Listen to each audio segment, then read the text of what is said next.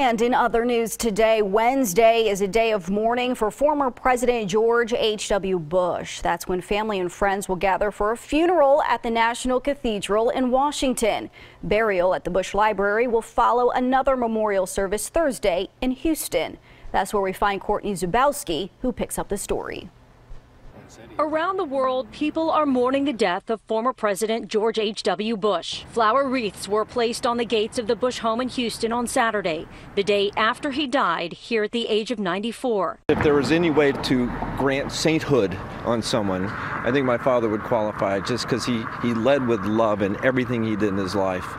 And he's such a great role model and a wonderful man. President Bush lived behind these flag-draped gates. He was more than just a political giant. He was a beloved member of the community who you would see at baseball games, local restaurants, and charity events. And he was like, yeah, come over and take a picture with me. You know, he was just a real normal person. It's going to be a great loss, but he's going to be with Barbara now. Starting Monday evening, Mr. Bush will lie in state in the U.S. Capitol Rotunda. Rain doesn't make a darn bit of difference. Mr. Bush served as the 41st president for one term, from 1989 to 1993. Decades before entering the Oval Office, Mr. Bush led a life of public service as a World War II pilot, running the CIA, as a congressman, and a vice president under Ronald Reagan.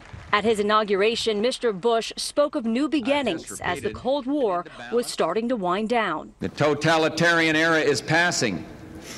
Its old ideas blown away like leaves from an ancient, lifeless tree.